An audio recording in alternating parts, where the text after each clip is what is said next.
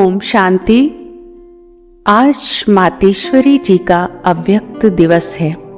आइए आज उन महान आत्मा की उन विशेषताओं को जानते हैं जिनकी वजह से वो यज्ञ माता कहलाई। वो ओजस्वी, तेजस्वी, पवित्रता की प्रतिमूर्ति थी, सच्ची शिव शक्ति थी। उनकी विशेषताओं को जानकर हम भी उनके जैसा बनने का प्रयत्न करेंगे।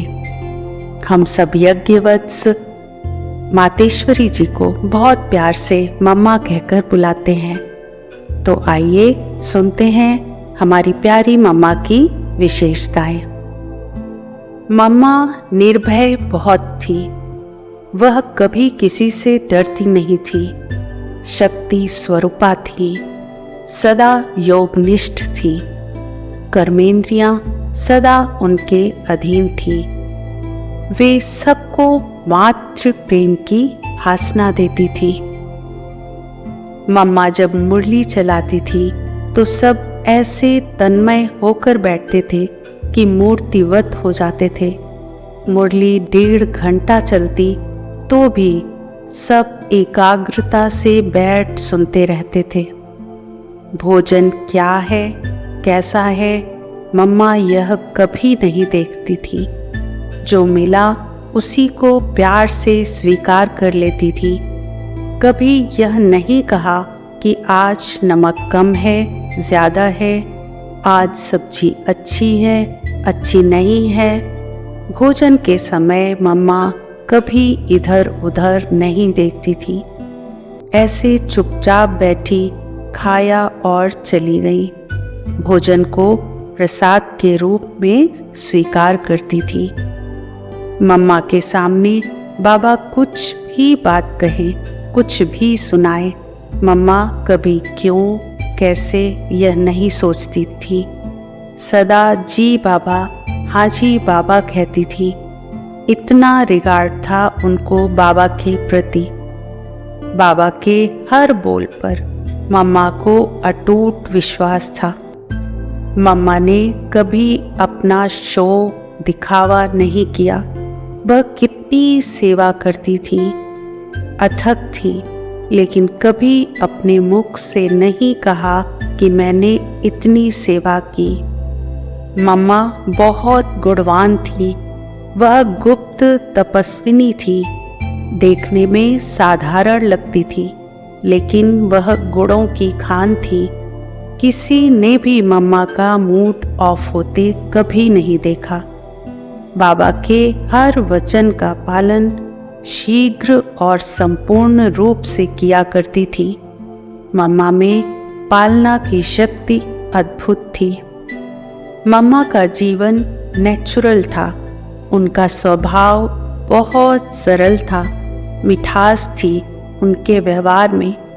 उनमें सदा यह भाव रहता था कि सबको आगे बढ़ाएं। मम्मा हर एक की योग्यता और विशेषता अनुसार वही कार्य दिया करती थी जो वह सहज होकर कर सके।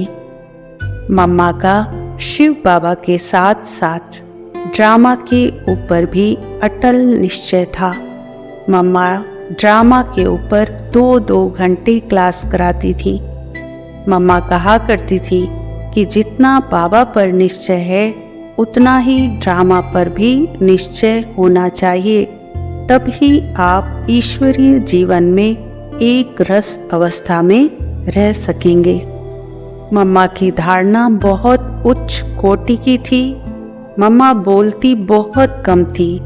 केवल क्लास में या किसी से व्यक्तिगत रूप में मिलते समय ही हम उनकी आवाज़ सुनते थे।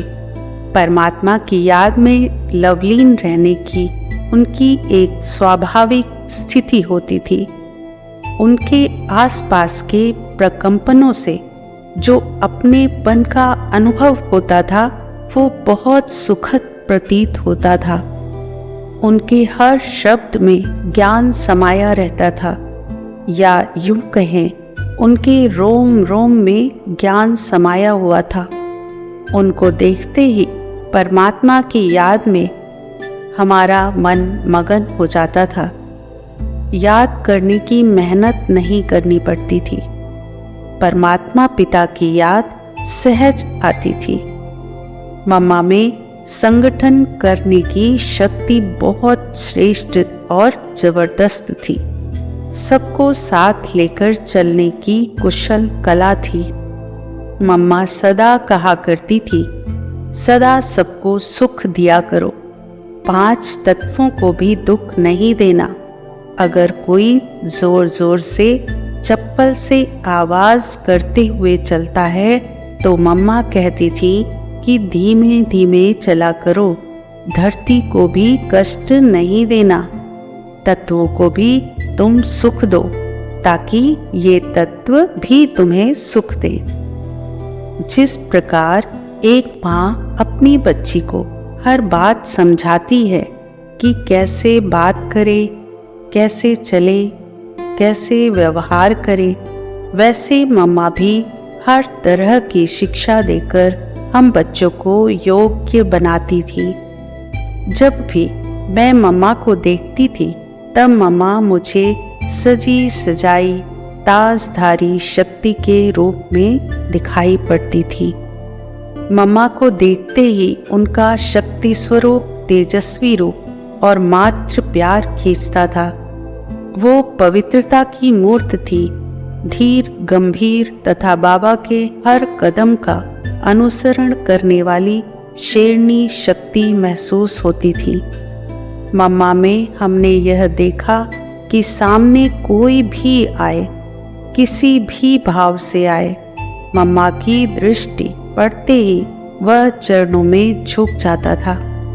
मम्मा रोज मुरली जरूर पढ़ती थी अथवा टेप द्वारा सुनती थी, भले ही रात के 11 बजे हो, लेकिन कल की मुरली सुनकर ही मम्मा सोती थी।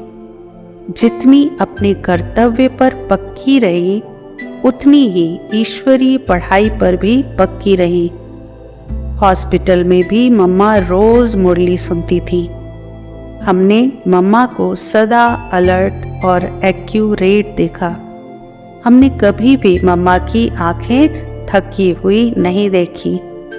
मम्मा ने कभी हंसी मजाक करके अथवा व्यर्थ बात करके अपना समय व्यर्थ नहीं गवाया।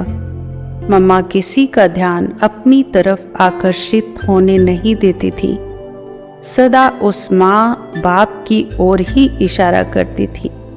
मम्मा में बहुत मधुरता थी तो निर्भयता भी उतनी ही थी। मम्मा की विशेष धारणा थी अंतर्मुखता। मम्मा सबके साथ होते हुए भी अपने आप में अकेली रहती थी। ऑलमाइटी बाप के साथ वार्तालाप करती रहती थी। मम्मा अमृत वेले 2 बजे उठकर अपने कमरे में कुर्सी पर बैठ एकांत में बाबा को याद करती थी। दिन में कर्म करते समय भी ज्ञान के मनन चिंतन में मगन रहती थी। मम्मा की दृष्टि शक्तिशाली होती थी। एक दिन मम्मा चांदनी रात में बैठकर योग कर रही थी। मैं जाकर उनके सामने बैठी तो मम्मा ने दृष्टि दी और मैं ध्यान में चली गई। ध्यान में देखा कि चारों तरफ प्रकाश ही प्रकाश है और उसके बीच ऑलमाइटी बाबा दिखाई दे रहे हैं। जब भी मैं मम्मा को देखती थी तो उनके चारों ओर सफ़ेद लाइट ही लाइट दिखाई पड़ती थी। ऐसे लगता था कि मम्मा शरीर में नहीं हैं, ऊपर सफ़ेद प्रकाश में रहती हैं। फरिश्ता नज़र आती थी। मम्मा दिन रात बाबा को याद करती थी। हम कभी रात को उठकर दरवाजे के सुराख से देखते थे तो मम्मा कुर्सी पर बैठी नज़र आती थी। कभी बालकनी में बैठ योग करती थी, कभी चांदनी में बैठ योग करती थी। मैं समझती हूँ कि योग से ही मम्मा इतनी महान बनी। मातेश्वरी जी का यज्ञ से बहुत स्नेह था। वे कहा करती थी कि यज्ञ की कोई चीज़ बेकार नहीं जानी चाहिए। एक बार की बात है कि यज्ञवत्स गेहूं साफ करके बोरी में भर चुके थे। कुछ गेहूं इधर उधर बिखरे हुए थे। मातेश्वरी जी ने ध्यान दिलाते हुए बड़े ही स्नेह से कहा कि एक एक गेहूं का दाना एक एक मोहर के बराबर है। वे यज्ञ की एक एक चीज की कीमत जानती थी एवं बच्चों को सिखाती भी थी। मम्मा कुशल प्रशासक के रूप में छोटी उम्र में ही यज्ञ कारोबार की जिम्मेवारी संभालने के निमित्त बनी और सभी के दिलों को जीत लिया। मम्मा सदैव कहा करती थी, किसी के भी अवगुणों का चिंतन न कर, सदा गुणग्राही बनना चाहिए। सभी आत्माओं की विशेषताओं को देखो, हंस की तरह मोती चुनो। अच्छा, ओम शांति।